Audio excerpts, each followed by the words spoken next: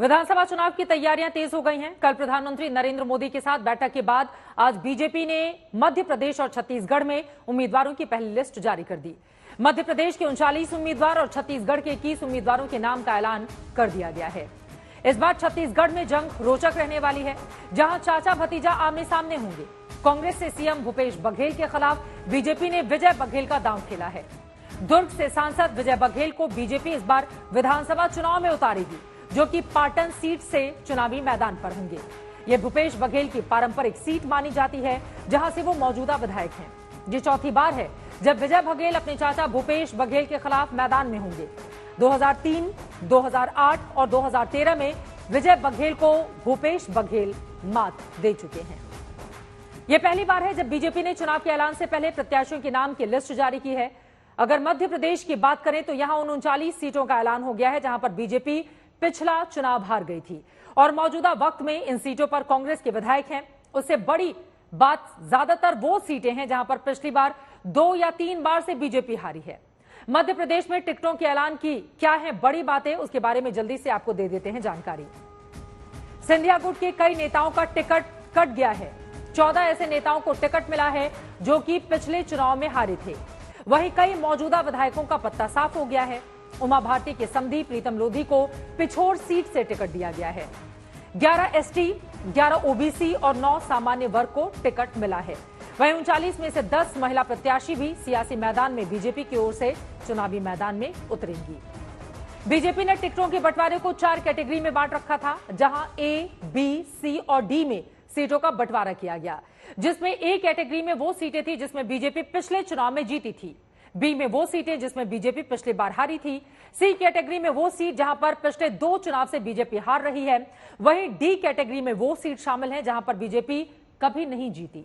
ऐसे में अभी ज्यादातर उन सीटों के उम्मीदवारों को ऐलान किया गया है जहां पर बीजेपी कमजोर है, ताकि उम्मीदवारों को तैयारी करने के लिए काफी ज्यादा वक्त मिल जाए।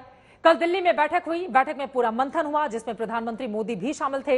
हालांकि अभी राजस्थान में सीटों का ऐलान नहीं किया गया है, जिसे लेकर माथापच्ची अभी खत्म नहीं हुई है।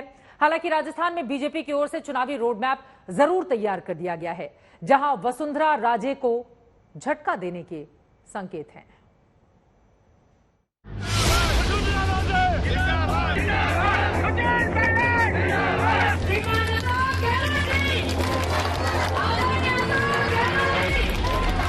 राजस्थान के रण में सियासी चालें चलनी शुरू हो चुकी है। सबको सत्ता तक पहुंचना है, इसलिए सबके अपने अपने दांव हैं। इसी कड़ी में बीजेपी ने पहला पत्ता फेंका है, मगर ये पत्ता वसुंधरा राजे से दूरी बनाता दिखता है।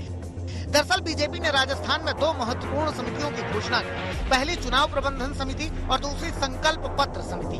मगर हैरानी इस बात की है कि दोनों समितियों में वसुंधरा राजे और उनके खास लोगों को दूर रखा गया है। अब राजस्थान में सवाल चल रहा है कि ये खेल क्या है। मेरे मुखालिफ ने चाल चल दी है और मेरे चाल के इंतजार में है। सफेद खानों में, स्याह खानों में काले सफेद मोहरों को देखता हूँ और सोचता हूँ ये मोहरे क्या हैं, ये खेल क्या है। जावेद अख्तर की ये नज़में हैं, मगर राजनीति में मौजू हैं। ये खेल क्या है। जिस तरह से बीजेपी में कहा जा रहा था कि कल पहली बार ऐसा हुआ है कि चुनाव की घोषणा होने से पहले इलेक्शन कमेटी की मीटिंग हुई हो और मीटिंग में कहा गया कि राजस्थान को लेकर कोई चर्चा ही नहीं हुई, और फिर सुबह राजस्थान की सियासत की चुनाव से पहले की सबसे बड़ी चर्चा शुरू हो जाती है। इसलिए लोग पूछ रहे हैं ये खेल क्या है। बीजेपी क्या खेल करना चाहती है ये तो बीजेपी की रणनीति बनाने वाले ही जाने, मगर 2 समितियों में वसुंधरा का न होने से यही कयास लगाए जा रहे हैं कि बीजेपी ने राजस्थान में वसुंधरा राजे को तवज्जो नहीं दिया है। हालांकि बीजेपी नेता ऐसा नहीं मानते।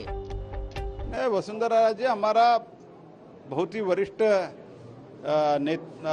लीडर है और मुझे विश्वास है, और हम तो ऑलरेडी उनको तो अभी अब कई प्रोग्राम में हम इन्वॉल्व किए हैं और आगे भी हम इन्वॉल्व करते रहेंगे।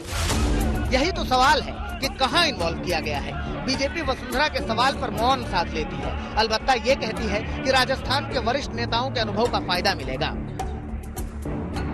अनुभवी कार्यकर्ताओं के अनुभव का, नेताओं के व्यापक अनुभव का पार्टी को लाभ मिले और हम सर्व समावेशी सर्वहितकारी घोषणा पत्र ऐसा बना सके, इस तरह का निर्णय किया गया। सवाल वही है कि वसुंधरा राजे का क्या होगा। वसुंधरा राजे का इंतजार लंबा होता जा रहा है, खेल खत्म है या फिर जैसा कि वो कह रही हैं, वेट फॉर ए वीक, एक सप्ताह का खेल उन्हें और लगता है बाकी है या फिर खेल खत्म हो गया है। फिलहाल वसुंधरा राजे खामोश हैं, देखना होगा कि वो क्या कहती हैं।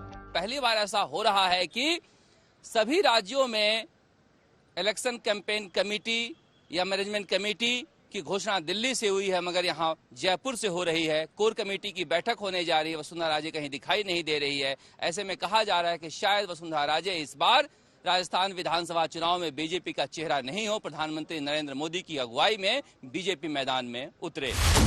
अब पार्टी को राज्य में प्रचार समिति बनानी है, देखना दिलचस्प होगा कि इसमें वसुंधरा राजे का नाम होता है या नहीं। जय किशन के साथ शरद कुमार, जयपुर, आज तक।